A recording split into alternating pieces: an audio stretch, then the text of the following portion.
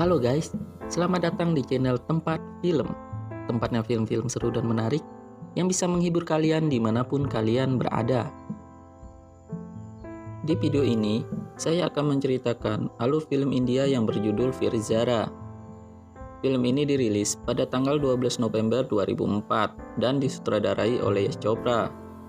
Film ini diperankan oleh Shah Rukh Khan sebagai Veer Pratap Singh, Preity Zinta sebagai Zaara Hayat Khan, dan Rani Mukherjee sebagai Samia Siddique. Film ini berlatar belakang pecahnya konflik antara India dan Pakistan.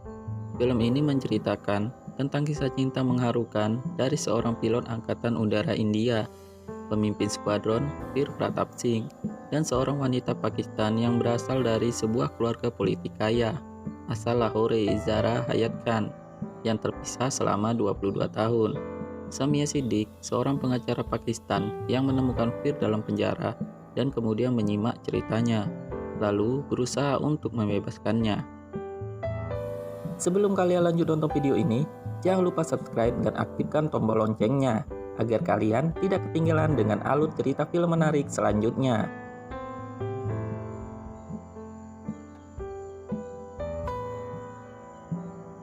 Film dibuka dengan memperlihatkan Zaara yang sedang berduka karena kepergian neneknya yang telah meninggal. Nenek ini bukanlah nenek kandungnya, melainkan pengasuhnya sejak kecil dan sangat dekat dengannya, sehingga sudah dianggap seperti nenek kandungnya sendiri. Karena Zaara merupakan cucu kesayangannya, maka sang nenek pun memberikan wasiat kepada Zaara agar setelah dia meninggal, maka abunya ditaburkan di Sungai India yang merupakan negara asal nenek tersebut. Zaara yang merasa banyak berhutang budi kepada sang nenek menuruti keinginan terakhir sang nenek. Zaara memutuskan untuk pergi ke India sendirian tanpa diketahui oleh kedua orang tuanya maupun keluarga besarnya yang lain. Saat perjalanan ke India, bus yang ditumpangi oleh Zaara mengalami kecelakaan dan masuk ke dalam sebuah jurang. Dan saat itulah tim SAR dari Angkatan Udara India turun untuk menyelamatkan penumpang yang masih terjebak di dalam jurang tersebut. Pertemuan pertama Veer dan Zaara pun terjadi. Veer yang bertugas turun langsung untuk menyelamatkan para penumpang yang masih terjebak. Ketika pertama kali melihat Zaara, Veer merasa dirinya telah jatuh cinta. Mata Zaara yang sayup karena ketakutan membuat Veer tidak bisa berhenti menatapnya. Namun, perasaan itu tiba-tiba buyar ketika Zaara berteriak karena tas ranselnya terjatuh dari pegangannya. Veer yang tidak tahu isi tas tersebut merasa kesal. Veer merasa bahwa Zaara merepotkannya karena Zaara memaksa untuk kembali turun mengambil tasnya. Dengan terpaksa, Veer pun menuruti permintaan Zaara untuk mengambil tas itu dengan perasaan kesal. Di malam hari, Zaara yang sedang mencari penginapan bertemu kembali dengan Veer. Dia sedang bersantai sambil menikmati hidangan malam. Zaara menghampiri Veer untuk meminta maaf dan menjelaskan mengapa dia bersikeras untuk mempertahankan tas itu. Singkat cerita, Veer pun ikut membantu Zaara untuk menaburkan abu sang nenek. Kemanapun Zaara pergi, Veer selalu mendampinginya. Kenangan-kenangan manis pun tercipta hanya dalam waktu sehari. Hingga perasaan Veer waktu pertama kali bertemu Zaara pun kembali. Akhirnya, tujuan Zaara untuk menaburkan abu neneknya di Sungai India pun terlaksana. Dan Zaara pun berterima kasih kepada Veer. Dan dia tidak tahu harus bagaimana membalas jasa Veer.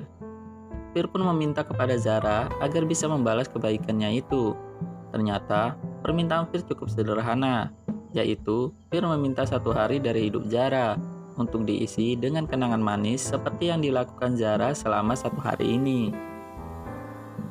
Zaara pun memenuhi permintaan tersebut. Lalu, Veer membawa Zaara ke desa tempat dia tinggal. Di sana ada paman dan bibi yang tinggal di rumahnya. Zaara pun dikenalkan Veer kepada kedua orang tersebut yang dianggapnya seperti orang tuanya sendiri. Zaara disambut hangat oleh keluarga Veer. Sang paman membawa Zaara untuk berkeliling desa, melihat pemandangan yang indah serta para penduduk desa yang sedang melakukan rutinitas mereka. Zaara sangat terkesan. Dia merasa India seperti kampung halamannya, Pakistan. Malam harinya, desa tersebut sedang mengadakan sebuah perayaan bernama Lodi. Zaara pun diajak oleh paman dan bibi Veer. untuk turut memeriahkan acara tersebut. Zara mengenakan baju yang dipinjamkan Bibi kepadanya. Zara begitu bahagia malam itu. Tak terasa, waktu sangat cepat berlalu.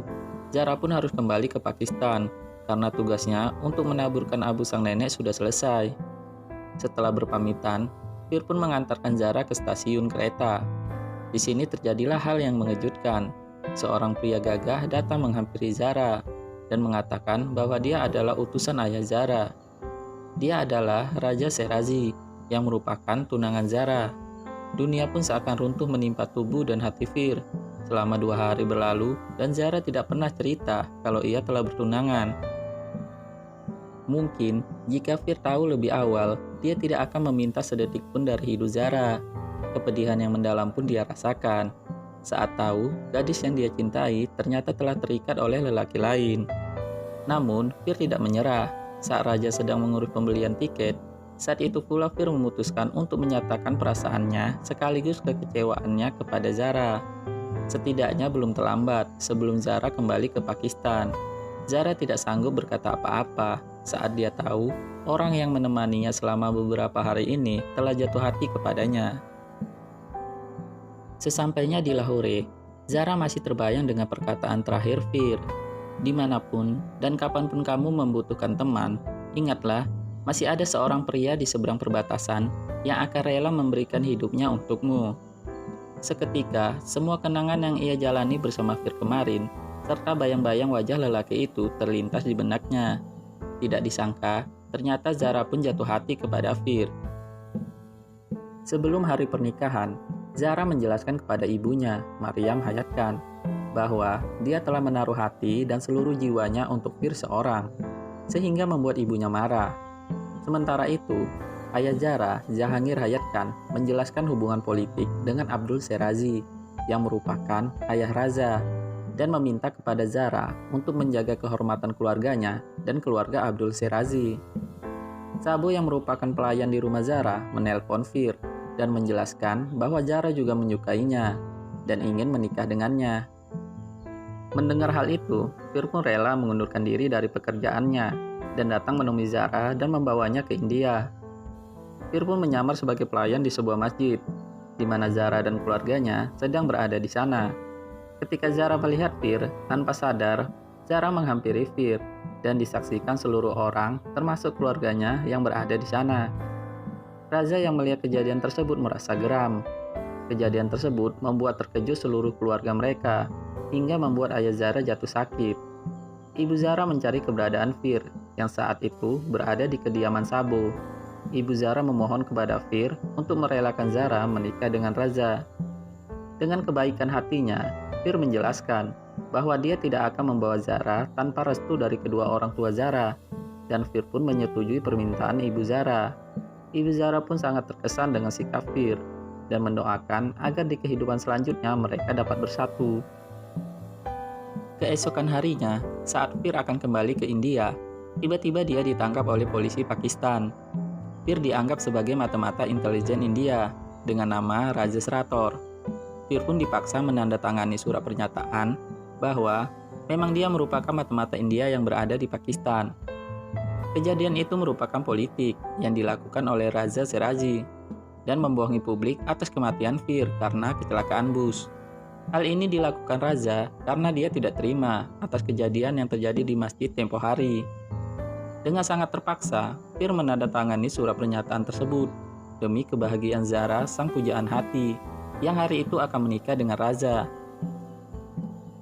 Selama 22 tahun, Fir mendekam di penjara Pakistan, dan selama itu pula dia tidak pernah mengetahui kabar Zara.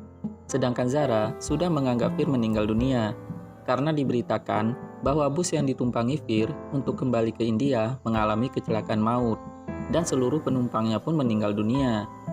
Namun, pada akhirnya Tuhan mengirimkan sosok penyelamat kepada Fir yang bersedia membuka kembali kasus Fir Pratap Singh atau yang dituduh sebagai Raja Srator. Dia adalah Samia Siddiq, seorang pengacara muda yang baru memulai karirnya di dunia hukum, dan ini merupakan kasus pertamanya. Samia, sebagai pembela Fir, akan menghadapi Zakir Ahmed di pengadilan. Samia menemui Zakir Ahmed di kantornya. dengan menjelaskan hak kebebasan untuk Fir. Namun, Zakir merasa tersinggung dan dia berjanji akan memenangkan sidang tersebut untuk memberi pelajaran bagi Samia. Karena Samia yang dulu bekerja dengan Zakir menolak untuk menangani kasus dari Raja Sherazi. Zakir Ahmed menuntut Fir yang dianggap sebagai registrator untuk tidak dibebaskan, sementara Samia meminta kepada hakim untuk mengembalikan nama Fir Pratap Singh. Dengan izin dari Fir, Samia pergi mencari keluarga Fir di India. Namun, setelah Samia sampai di kediaman keluarga Fir, tidak disangka, dia pun bertemu dengan Zara dan Sabu. Sabu pun menjelaskan kepada Samia, setelah mendengar kematian Fir, Zara membatalkan pernikahannya. Lalu Samia pun datang menemui Zara dan memberikan gelang Fir yang diberikan oleh ibu Zara. Samia menjelaskan kepada Zara bahwa Fir masih hidup. Zara pun sangat terkejut dan menangis, karena Zara tidak menyangka bahwa orang yang dia cintai selama ini, yang telah dianggap meninggal dunia, ternyata ada di Pakistan. Zara pun datang ke pengadilan. Dia pun akhirnya bertemu dengan Fir. Setelah 22 tahun lamanya, Zara pun memberikan kesaksian sehingga Fir pun dibebaskan. Zakir Ahmed mengatakan kepada Samia bahwa dirinya berhenti menjadi pengacara karena dia mendapatkan pelajaran atas apa yang telah terjadi di persidangan tersebut. Di scene terakhir, kita diperlihatkan Fir dan Zara yang kembali ke India untuk kemudian hidup bersama dan bahagia selamanya. Dan film pun tamat. Oke guys, itulah alur cerita film India, Fir Zara. Semoga kalian terhibur dan sampai jumpa di alur film selanjutnya.